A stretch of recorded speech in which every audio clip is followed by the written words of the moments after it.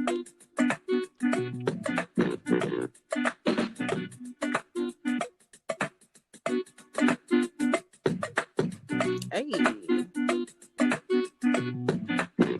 Ooh.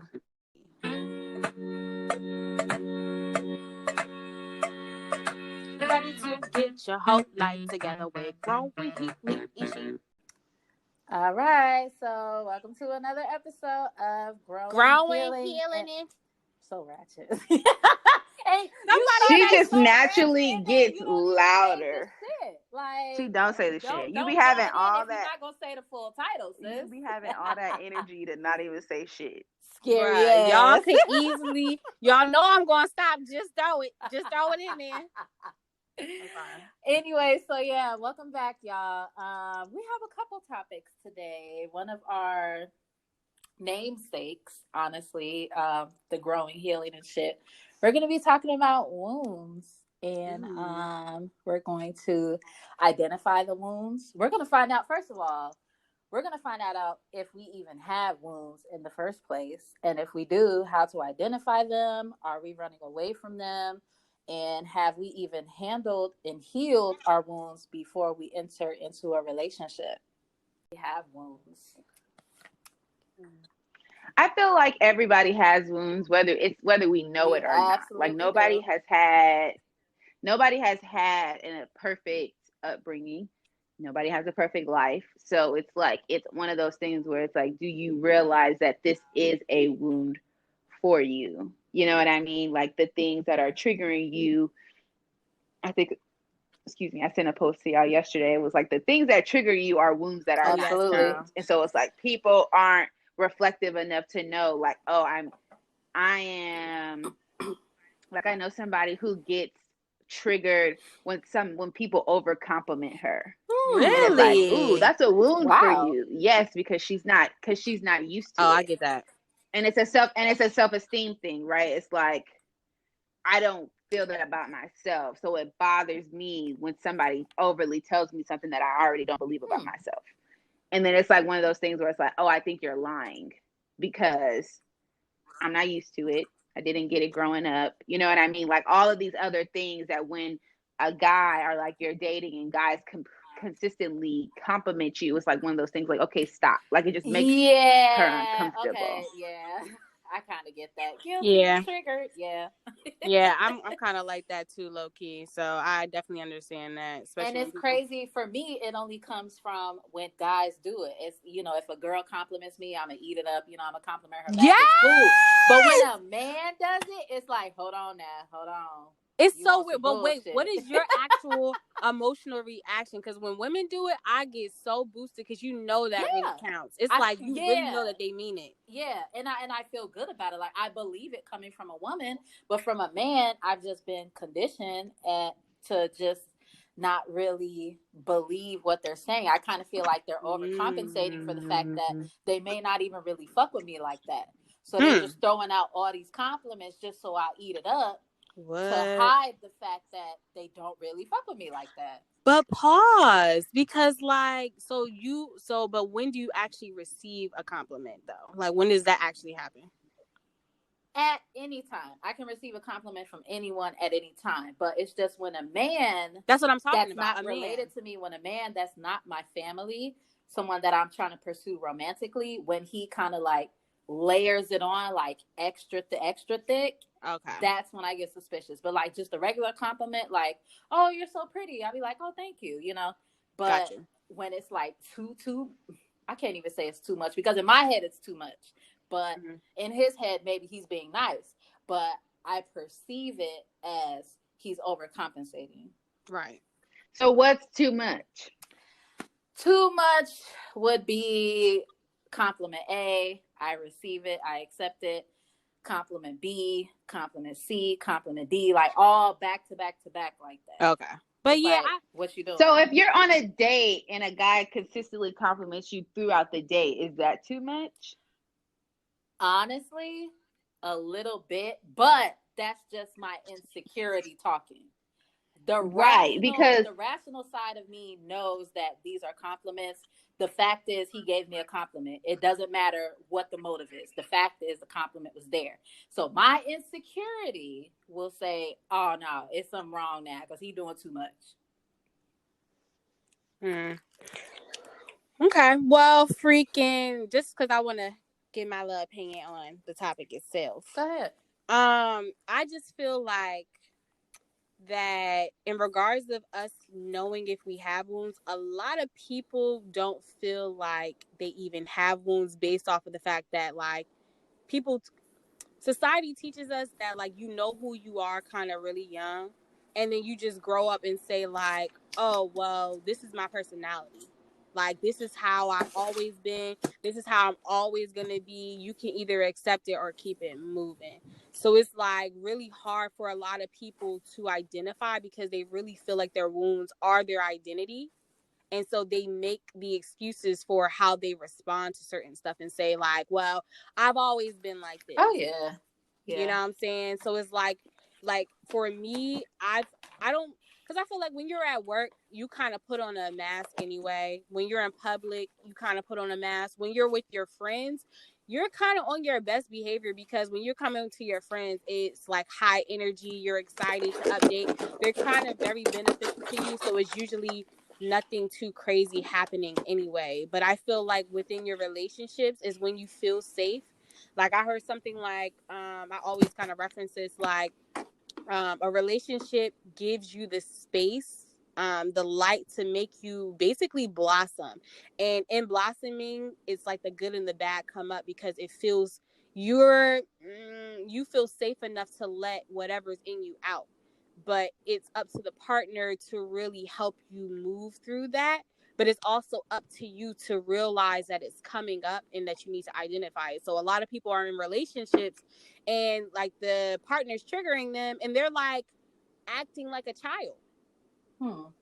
And it's like the partner's like, what are you doing? Like, you know what I'm saying? Like they kind of, if it's a man, they'll probably like leave and, you know what I'm saying, back off. And if it's like a woman, she probably feels like, you know, she internalizes that. Or whatever coming from her man, and she feels like she needs to do better, change or whatever like that.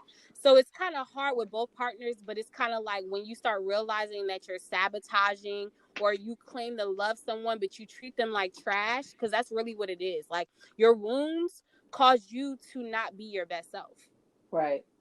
Like you're doing things that you wouldn't normally do, and then you blame the partner because you feel like, well, when I'm at work, I'm good. When I'm walking in public, I'm good. When I'm at home, I'm good. When I'm with my friends, I'm good. So why the heck am I not good with you? It must be you.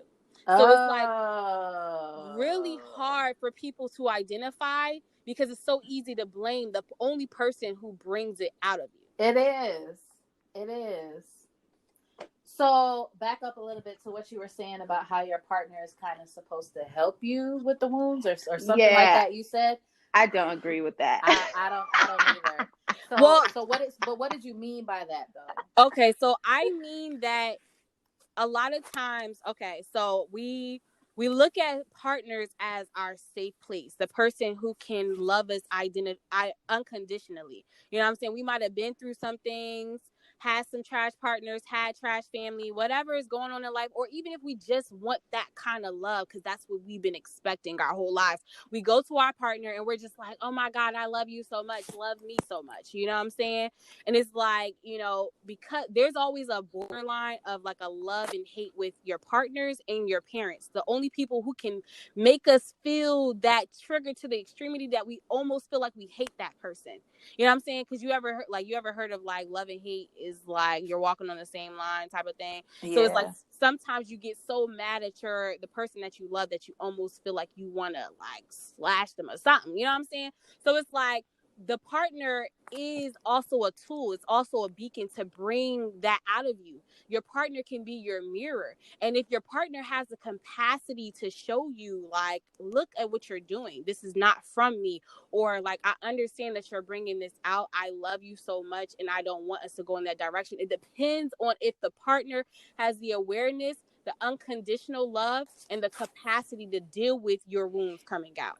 But a lot of men don't. That's that's asking a whole lot. out of a partner, and that's honestly why a lot of relationships don't be working for real, because that's you asking, not you both of them be wounded, but they're both asking a lot out of the other person. They're both asking for the work that they need to be doing internally. They're asking that from the other person. I feel like it's and maybe it's because all of us have different relationships, whether it was with men or significant other or with friends, that I feel like it would be reversed. Like when I'm with my friends, I'm not together. You know what I mean? Like that's like I put on a front when I'm dating and when I'm in a relationship compared to when I'm with my friends. So that the thing that you would be expecting from a partner, I would expect from my friends. Right. And that would be a more open and vulnerable situation, because it's like, look, you know what I mean? Like, to me, your friends is supposed to be that. You know what I mean? Like, your friends is supposed to be the person that's going to be there. If they're your real friend, like, they're going to be there and ride for you and tell you when you're wrong. And if you can't accept it, then that's when it gets a little ruffled. But if you can accept the truth and work on yourself, then that friendship will blossom. As far as for a partner, that's that unconditional love that is a toxic expectancy from a partner. Yes, it because is. you can't expect a partner to stay while you deal with your shit, and they also have to deal with their own shit. That's why, like, I love this quote that Will Smith was like, you have to be happy by yourself before you can expect to be happy with your partner. Like, you and your partner need to do, the work on your own. Really and that's why, like, with him and Jada, like, they're on their own journey doing their own thing, but they still love each other, but they have to be happy by themselves before they can be happy together. And so it's like with your parents, like, yes, your parents are going to love you regardless.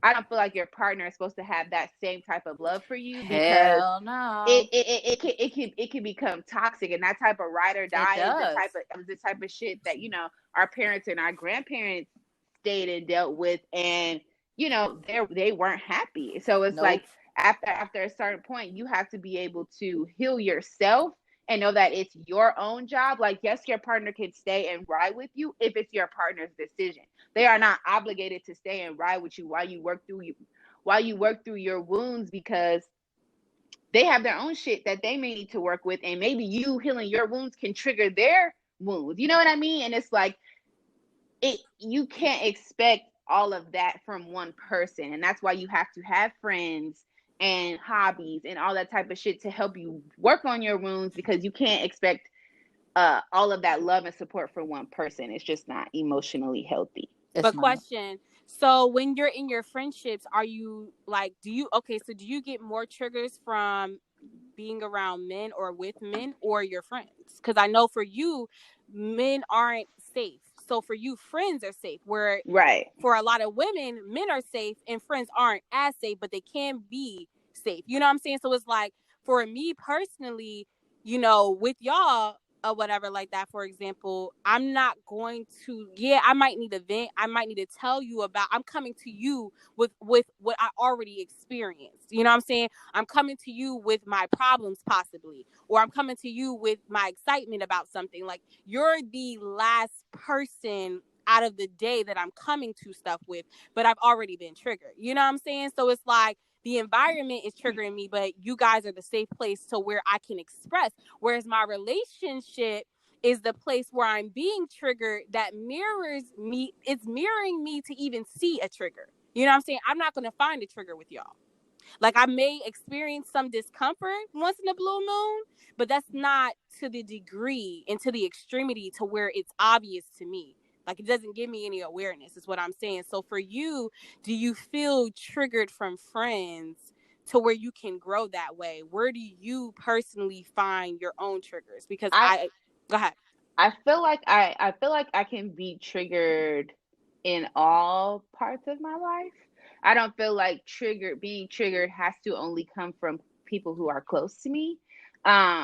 Because like y'all know about my work situation, right? That's a trigger. You know what I mean? Yeah. So it's Right. like, Yeah, it we is. can't sit here and say that triggers can only come from people who are close to you. I feel like the universe is going to bring triggers to you on shit that you need to work on, period. So whether it's your husband or your best friend or a fucking stranger on the street, you know what I mean? Like, it could come from anybody. And I feel like my triggers, like at the time that where I'm at in my life, and the things that I need to work on, which are boundaries, that can come from anybody. You know what I mean? And that has to be something for Thea to work on. So it And not depends on the area that depends on the wound. Right. It depends on the wound. So with that, and that's another thing I was gonna say. Like, yes, your trigger could be your husband, but it could also be your sister, and they can trigger you in the same way. You know what I mean? Or it could be a stranger. You know what I mean? It depends on what your wound is and what you're working on and what you need to be working on, that will reflect the trigger that reflects the wound. But So it's like it's all kind of tied together. For me, the reason that it's not extreme is because you can create. So me, naturally, if I have an issue with family, I move away. If a stranger, doesn't bother me. If it's at work, I already disconnect. So it's kind of like with a relationship, this is something that I'm constantly in, you know what I'm saying? I'm constantly associated with all the time. So therefore, it's kind of like, this is something that I want, but also this is not the way that I want it to be. Therefore, this is a war that I have to figure out in order to keep it. So that's the only reason for me it would be different. And I get exactly what you mean, because I have been triggered in different ways, but I also don't choose to resolve it because the boundaries that I put up allow it not to bother me. But that's toxic. You get that, right? No, I really don't.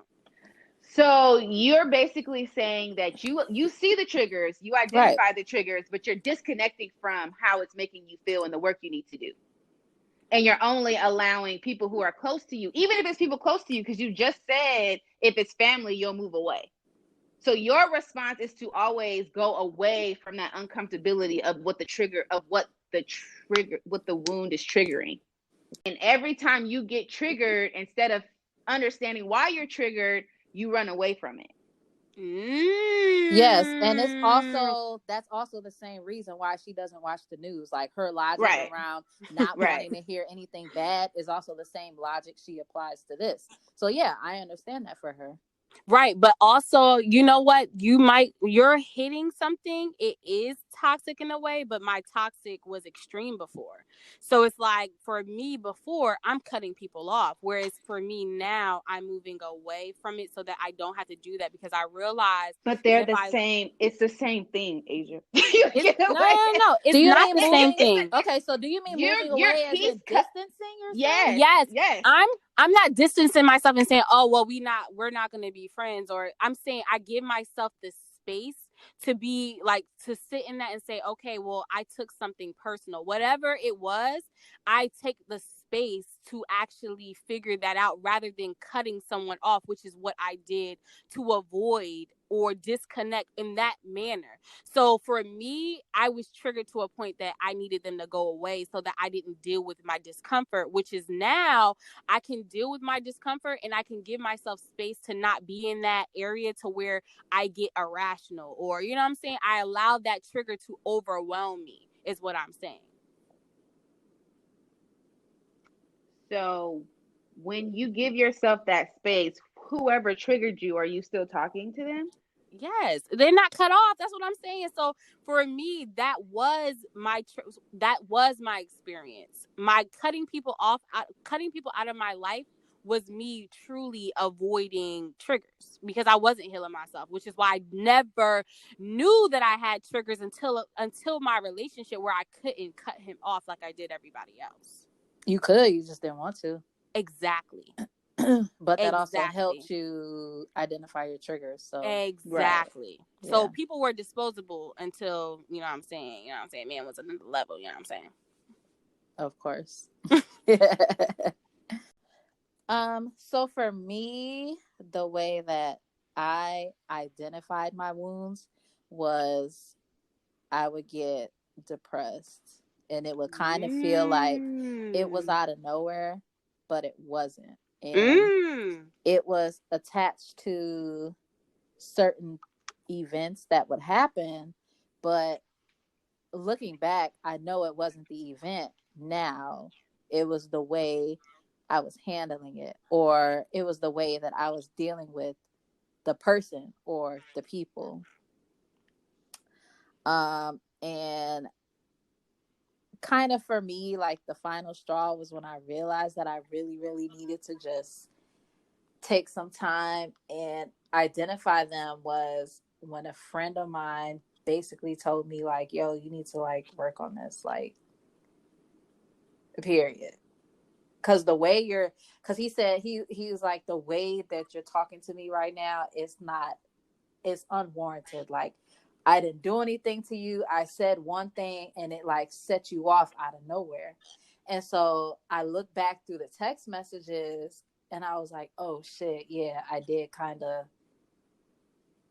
it was kind of like a ticking time bomb. So I'm like, okay, yeah, let me just step all the way back and like fix these wounds, because I don't want to lose another friendship based on my own reactions, right, to what someone said. It wasn't even bad. It was like, yeah, we were texting, but I misinterpreted the text messages a certain way to where he was like, yo, like this shit is like for real unacceptable. So I'm like, okay, all right, cool. Yeah, it makes you feel like you're a child in a sense. It's like the little girl in you. It's like when you experience those triggers, your reactions come out like a toddler. Because it was the little kid in me. It was the little girl in me that was tired of being abandoned. And so I was trying to work 2 steps ahead of him. So what does that mean? So what he said, I was like, the alarm in my head went off like, okay, the next thing he's about to say will lead to me feeling abandoned. So I kind of hopped in front of it to try to avoid it, when that wasn't where the conversation was about to go at all. So now I'm looking stupid because I'm 2 steps ahead of nothing. I'm crying because of my feelings. Yeah. And like then that kind of like put a rift in our friendship when it didn't even need to be there. When had someone with no wounds, someone with no wounds would have just been like, oh, okay, well, what did you mean by that? But my wounds made me feel like, nope, I got to go into defense mode now. You just made me think about how a lot of people are emotional and sensitive, and they kind of normalize that when it goes to the extremity. You know what I'm saying? Like, I'm just an emotional person. I'm just sensitive, so you better watch it. You know what I'm saying? So it helps us to not identify what we've been carrying as well, because we've identified with being an emotional person, and we feel like our emotions can go in different ranges, and you better hope that you don't set that off. But there's a difference between being emotional and reactional. Right. People don't get the difference. They don't understand the difference. Like, yes, I know I'm emotional, but when I'm reactional is when I'm just completely going based off of that defense mode. My reaction comes from, my extreme reaction comes from trying to defend myself before an attack even happens. Whereas me being emotional is just allowing myself to feel certain things. So emotional, I think, is a good thing, honestly. But reactional is a negative thing, because now you're reacting based off of shit that hasn't even happened yet. And that makes you a slave. Like, the reactional, being reactional makes you a slave. Like, when I literally learned like being reactive versus being responsive, like I literally didn't know a difference. Like, I literally felt like I could not help if somebody tried me. Like, if you tried me, you're gonna really feel my wrath. And I was really proud of that, John. Like, oh, well, you about to get this, and this something gonna happen, you gonna hurt. Like, you shouldn't have did this. Like, you know what I'm saying? So it's like when I actually understood that was making me a slave as well, because men are using that. You know what I'm saying? They're using that to control you anyway. So when I realized that I was being controlled, because like I said, I would feel one day and the next day feel completely different and be like, well, you know what? I did make that decision then. Maybe I should stick with that, even though I feel right. But then when you want to change your mind, the next day you got to go on a whole apology tour. When it's like, had you just sat and bit your tongue for a split second and like thought about why you and were that's the reacting crazy like thing, because that's all it takes. It That's takes all a it second takes. to be reflective. Like, damn, why do I feel this way? Yeah. Like, why am I so triggered? But instead, you know what I mean? And it's like, I know, like, when you got to go back and apologize, the damage is already done at that point. Right. It is. But even in doing that, like a lot of people use, like, that's when the ego comes into play. A lot of people don't hold themselves accountable to that. Like, you know, I meant what I said, but you know what I'm saying? I'm over it today, so we can move on. Like, you know what I'm saying? They just kind of let things go, or they let their pride get in the way. So a lot of people are making decisions off of temporary emotions because the extremity feels so painful to them. They're irrational. They're blacked out. Whatever happens, they didn't mean to do it, but they felt justified enough to do it. So it's kind of like, yeah, like just learning the differences and realizing there's more power in being responsive versus reactive, because a lot of people think it's power in being reactive, which is why they continue to do it. Right. And they think it makes them look so big and bad. It's like, no, motherfucker, girl, you have so much fucking healing to do. It's not even funny. Like, people don't realize that's a fight response. Like, especially when me back in the day, what? You gonna know I'm about to beat somebody up. So it's kind of like, it's a threat. It's a threat. Like, oh, you don't want me to go there. You don't know my life. Like, people really like feel like people can't fight. You know what I'm saying? So it's just kind of like a powerful feeling for a lot of people. And they also feel like a lot of people use anger as a power move. Like, you know what I'm saying? And Definitely. It's comfortable. Yeah. It makes them feel like they're in control. So do you guys even like know how to heal your wounds? Because I'm personally still at the beginning of my journey. And how are you doing your own? I feel like I'm doing good. I mean, I haven't had a depressive episode since at least last year. And I've been perfectly fine with being alone and just pouring into myself. So, I mean, I guess that is part of the healing, the wounds. I don't know if there was anything, outside of like therapy and like actually, doing the work and being alone and not focusing on men for a while. I don't know if there was anything else that I needed to be doing, but so far what I'm doing is working. And so you're saying that for you to care for your own wounds was you needed to take a step back from men, that you had to date yourself, that you had to go to therapy, basically. Definitely had to go to therapy first. Like, gotcha. Right. What about you, T? I think that I'm still working on my wound. Well, one of them, which is boundaries. And speaking up for myself and knowing that, how I feel is valid. That is, I feel like, always gonna be a work in progress for me because I've been doing it for so long. It's gonna be like a daily exercise, kind of like working out. Like, I'm gonna have to keep doing it, practicing every day in order for it to become a habit. And I'm having trouble with it, in my work, and mainly in my work, because I'm not dating anybody right now. So it's just coming up, like I was saying earlier, like I'm being triggered in a lot of different aspects of my life, not just in like platonic or, loving relationships, but like work relationships too.